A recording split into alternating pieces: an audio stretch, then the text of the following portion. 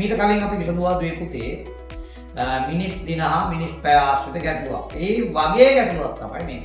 ඉතින් අපි මුලින්ම ගැටලුව හොඳින් කියවලා අවබෝධ කරගත්තොත් මේ වගේ ගැටලුවක් විසඳනවා කියන එක තරම් අමාරු වැඩක් නෙවෙයි.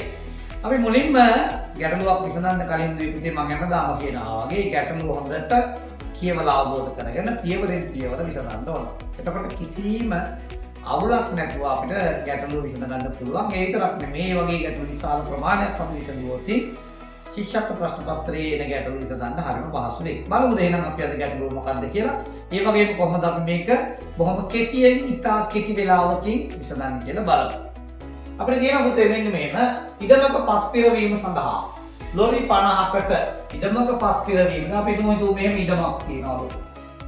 මේක වලක් කියලා හිතමුකෝ. මේ වල පුරවන්න ඕන පස් ගෙනෙල්ල පුරවන්න ඕන. පස් වලින් මේක පුරවන්න ඕන.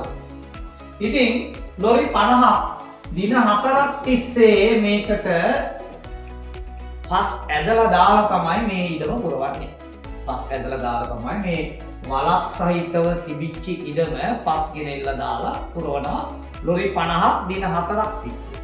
දැන් අපෙන් අහනවා මේ වැඩේ දින 10කින් අවසන් කරගන්න ඕන. දින 10කින් අවසන් කරගන්න නම් අවශ්‍ය වෙන ලොරි කොච්චරද කියලා අපෙන් අහනවා. එහෙනම් මේ පුතා අපි මුලින්ම කරන්න ඕන මේකේ එක ලොරියක් මේ වැඩේ කළොත් දින කීයක් යනවද කියලා මුලින් බලා ගන්න ඕන. එක ලොරියක් කරොත් දින කීයක් යනවද කියලා බලන්න ඕන. දැන් අපිට කියනවානේ ලොරි 50ක් දින 4ක් තිස්සේ. එහෙනම් 50 අපි ගුණ කරනවා පුතේ 4ෙන්.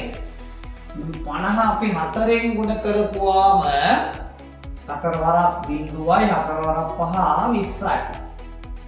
එහෙනම් එක ලොරියක් මේ වැඩේ කළොත් දින 200ක් යනවා. එහෙම නැත්නම් මේක වෙනත් විදිහකට කියන්නත් පුළුවන්. හරිද?